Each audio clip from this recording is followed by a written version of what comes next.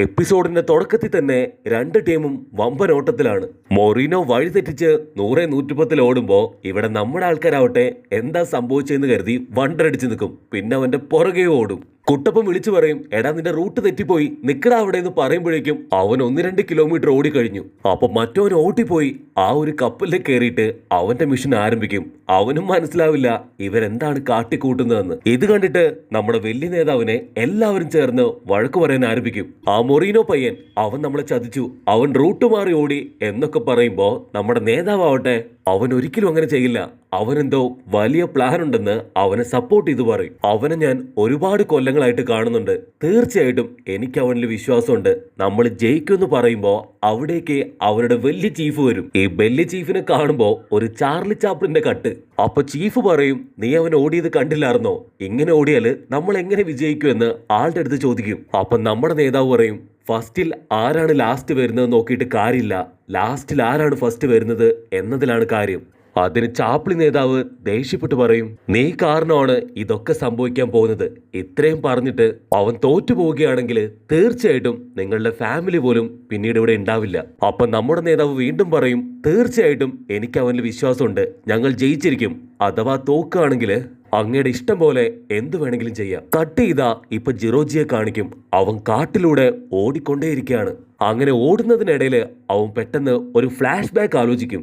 യഥാർത്ഥത്തില് നമ്മുടെ ജിറോജി ഒരു പെരുങ്കള്ളനായിരുന്നു. ഒരിക്കലും മാസ്റ്ററിന്റെ കയ്യിൽ നിന്ന് ആളുടെ ബാഗ് തട്ടിപ്പറിക്കാൻ നോക്കുമ്പോ മാസ്റ്റർ നൈസായിട്ട് അവന്റെ താടിക്ക് ഒരു തട്ട് കൊടുത്ത് കറക്കി ലോക്ക് ചെയ്യും. അവനെ കാണുമ്പോ തന്നെ നമ്മുടെ മാസ്റ്ററിന് മനസ്സിലാവും അവന് വിശക്കുന്നുണ്ട്. അവന് കഴിക്കാനായിട്ട് ഒരാപ്പിള് കൊടുത്തിട്ട് നീ ആരാണ്, നിനക്ക് എന്ത് വേണം എന്നൊക്കെ ചോദിക്കും. അപ്പൊ നമ്മുടെ ആള് ആപ്പിള് കടിച്ചുകൊണ്ട് എന്റെ പേര് എന്നൊക്കെ പറയുമ്പോ നമ്മുടെ മാസ്റ്റർ പറയും, നിന്റെ വിശപ്പ്, അതുകൊണ്ടാണ് നീ ഇത്തരത്തിലുള്ള തെറ്റുകൾ ചെയ്തത്. അതുകൊണ്ട് ഒരിക്കലും ഞാൻ എന്റെ ശത്രുവായിട്ട് കാണില്ല. നിനക്ക് ആവശ്യം പണമല്ലേ, അത് ഞാൻ തരാന്ന് പറഞ്ഞ് മാസ്റ്റർ ആവട്ടെ ആളുടെ പേഴ്സ് എടുത്ത് അവൻ ഇട്ട് കൊടുക്കാൻ ശ്രമിക്കും. കുറ്റബോധത്തില് കണ്ണു കാണാതെ മൊറീനോ ആവട്ടെ അവന്റെ കാൽക്കല് വീണ് കരയാണ്. ഇന്നു മുതല് ദയവായിട്ട് അങ്ങയുടെ കാവൽക്കാരനായി എന്നെ കൊണ്ടു നടക്കണമെന്ന് അവൻ അപേക്ഷിക്കും. അന്നു മുതലാണ് ജിറോജിയുടെ കൂടെ നമ്മുടെ ആള് കൂടിയത്. ഇവിടെ സീൻ ബ്ലാക്ക് ഔട്ട് ചെയ്താല് മൊറീനോ ഇപ്പോഴും കാട്ടിൽ കൂടെ ഓടിക്കൊണ്ടിരിക്കുകയാണ്. മാസ്റ്റർ എന്നെ ഒരുപാട് വിശ്വസിക്കുന്നുണ്ട്, തീർച്ചയായും ഞാൻ ഈ മത്സരത്തിൽ വിജയിക്കുന്നു പറഞ്ഞ് അവൻ വീണ്ടും മുൻപോട്ടേക്ക് കുതിച്ചു പായും. നമ്മുടെ ആൾക്കാര് തുണിയും പൊക്കി ഓടിക്കൊണ്ടിരിക്കുകയാണ്. കാട്ടിൽ കൂടെ ഒരുപാട് ഓടിയിട്ട് കുട്ടപ്പൻ നമ്മൾ ഓൾറെഡി ഇപ്പൊ തോറ്റു കഴിഞ്ഞിരിക്കുന്നു, തിരിച്ചു പോയി ആ കപ്പലെടുത്ത് പോയാൽ പോലും നമ്മൾ ജയിക്കാൻ യാതൊരു ചാൻസും ഇല്ല, ഇവന് പ്രാന്താണ് എന്ന് കുട്ടപ്പൻ പറയുമ്പോ സാസുക പറയും, അവന് എന്തോ ഒരു പ്ലാൻ ഉണ്ട്, തീർച്ചയായിട്ടും അവനിത് ബോധപൂർവം തന്നെയാണ് ചെയ്യുന്നത്. ഒരുപക്ഷെ അവനെ കണ്ടുപിടിക്കുകയാണെങ്കിൽ തീർച്ചയായിട്ടും നമുക്കും അത് മനസ്സിലാക്കാൻ പറ്റുമെന്ന് പറയുമ്പോ ആ സമയത്ത് 3 പേര് മരത്തിന്റെ മേലെ നിന്ന് നമ്മുടെ ആൾക്കാരെ നോക്കും. ഇവര് മറ്റാരുമല്ല, ഓപ്പണന്റ് ടീംസ് ഹയർ ചെയ്ത ആ ഒരു 3 നിഞ്ചാസ് ആണ്. അപ്പൊ അവന്മാര് 3 പേരും അവന്മാരുടെ കുപ്പായ അടിച്ചെറിയുമ്പോഴായിരിക്കും അതാരാണെന്ന് മനസ്സിലാവുക.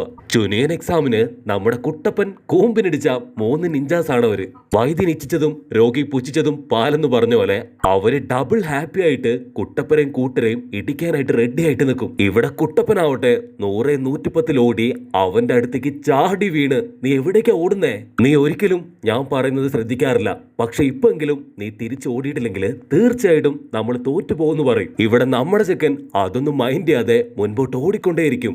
പക്ഷെ അവൻ ഇടയ്ക്ക് നെഞ്ചിപ്സ് യൂസ് ചെയ്ത് പാറക്കൂട്ടത്തിന്റെ മേലെ കൂടെ തുള്ളിപ്പോകുമ്പോ നമ്മുടെ ആൾക്കാർക്ക് പിടികിട്ടും ഇവൻ ആള് ചില്ലറക്കാരനല്ലാന്ന്.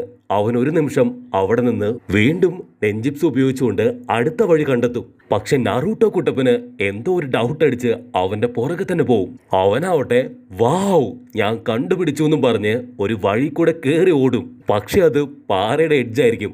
അവിടുന്ന് താഴേക്ക് വീഴുമ്പോ അവനാവട്ടെ നോ എന്നും പറഞ്ഞ് നിലവിളിച്ച് കരയാൻ തുടങ്ങും. ഇത് കണ്ട കുട്ടപ്പൻ ചാടി വീണ് അവനെ കറക്റ്റായിട്ട് ക്യാച്ച് ചെയ്യും. പിന്നെ 2 പേരും കെട്ടിപ്പിടിച്ച് നമ്മുടെ സാസുക ആവട്ടെ അവരെ വലിച്ചു കയറ്റും.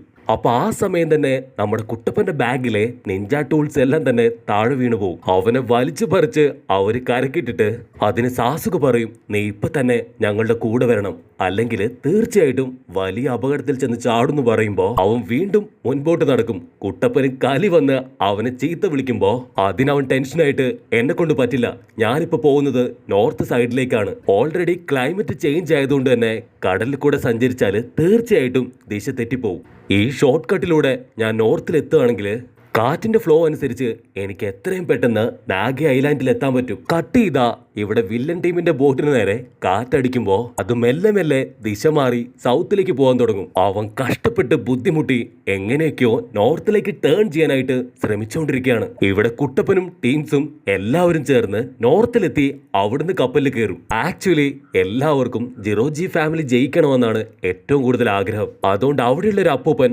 അവർക്ക് ഫ്രീ ആയിട്ട് ഏറ്റവും സ്പീഡുള്ള ഒരു കപ്പൽ തന്നെ കൊടുക്കും. ഡോണ്ട് വറി അങ്കിൾ, തീർച്ചയായിട്ടും ഞങ്ങൾ തന്നെ ജയിക്കുമെന്ന് പറഞ്ഞ് അവനാവട്ടെ അവിടെ കിടന്ന് തള്ളി മറിക്കാൻ തുടങ്ങും. കുട്ടപ്പൻ തലയ്ക്ക് കൈവച്ച് ഇവൻ എന്നെ കഴിഞ്ഞ് മോശമാണല്ലോ എന്ന് പറയുമ്പോൾ അവരെല്ലാവരും കപ്പലെടുത്ത് അവരുടെ യാത്ര തുടങ്ങും. പക്ഷെ സാക്കുറയ്ക്ക് അവന്റെ മേലെ ഒരുപാട് സംശയമാണ്. അവന്റെ സ്പീഡ് വെച്ച് അവൻ ഒരിക്കലും ഒരു സാധാരണക്കാരനല്ല. ഏതോ ഒരു ഹിഡൻ വില്ലേജിൽ വെച്ച് അവൻ ഒരുപാട് ട്രെയിനിങ് എടുത്തിട്ടുണ്ടെന്ന് സാക്കുറ പറയും. അപ്പൊ നമ്മുടെ കുട്ടപ്പൻ അവൻ അത്ര വലിയ കഴിവൊന്നുമില്ല.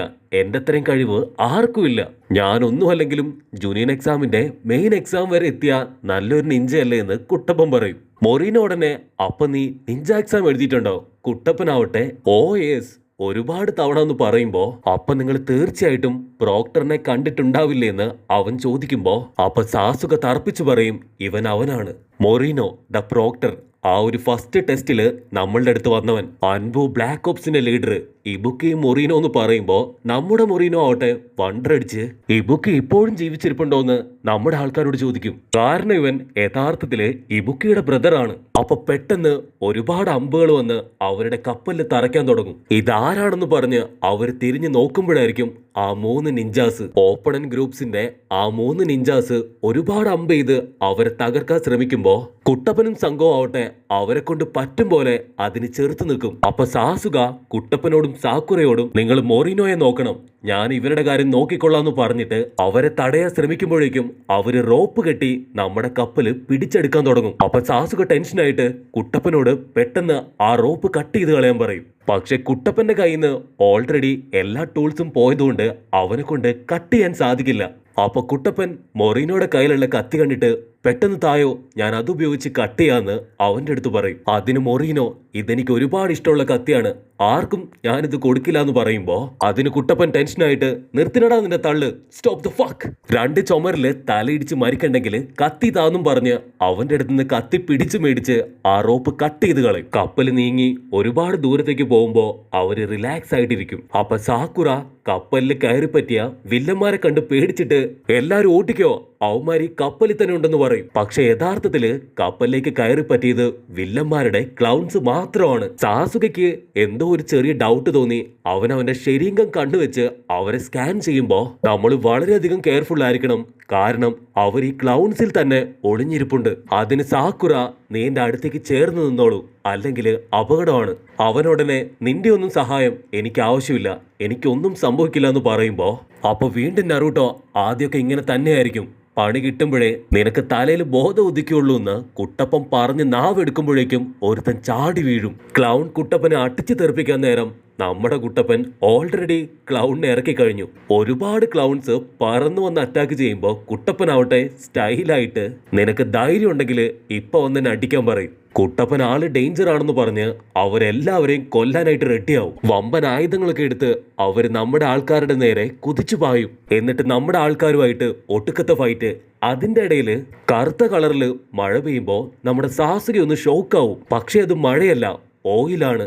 അത് കണ്ട് ടെൻഷനായ നമ്മുടെ സാസുക ആവട്ടെ അവന്റെ ജിപ്സു കഷ്ടപ്പെട്ട് ഉപയോഗിച്ച് അത് സ്റ്റോപ്പ് ചെയ്യിപ്പിക്കും. സാസുക അവരെ പിടിക്കാൻ നോക്കുമ്പോ അവര് കറക്റ്റായിട്ട് കപ്പൽ കത്തിച്ചു വിട്ട് അവരെ അറ്റാക്ക് ചെയ്യാൻ വരും. അത് കഴിഞ്ഞ ഉടൻ തന്നെ മൊറീനോയുടെ ഒരു ഫ്ലാഷ് ബാക്ക് കാണിക്കും. അവിടെ മൊറീനോ ഓടിക്കൊണ്ടേയിരിക്കുകയാണ്. ഇവ മാരത്തോൺ ഓടുകയാണോ ചോദിക്കുകയാണെങ്കിൽ അല്ല. അപ്പൊ ദൂരത്തായിട്ട് അവന്റെ ചേട്ടൻ കിടന്ന് നിലവിളിക്കുന്നുണ്ടാവും, നീ ഞങ്ങളുടെ കൂടെ നിൽക്കുന്നത് ഞങ്ങൾക്ക് ആപത്താണെന്ന് മറ്റു ചിലര് ചുറ്റും കൂടി നിന്ന് പറയും. ആ തീയില് അവന്റെ ചേട്ടൻ കത്തി എരിയുന്നത് ഓർത്തോർത്ത് മൊറീനോ കരയും. അപ്പൊ ഇവിടെ കപ്പലില് തീ ആളി പടർന്നുകൊണ്ടേയിരിക്കുകയാണ്. ഇനിയിപ്പോ എന്ത് ചെയ്യുന്നു പറഞ്ഞ് അവര് പരസ്പരം ചോദിക്കുമ്പോ നമുക്ക് എത്രയും പെട്ടെന്ന് കടലിലേക്ക് എടുത്തു ചാടാം, മൊറീനോയ്ക്ക് നീന്താൻ അറിയാൻ ചോദിക്കുമ്പോ നമ്മുടെ പയ്യൻ ചാടി കൈ ഉയർത്തി എനിക്ക് നന്നായിട്ട് നീന്താൻ അറിയാന്ന് പറയും.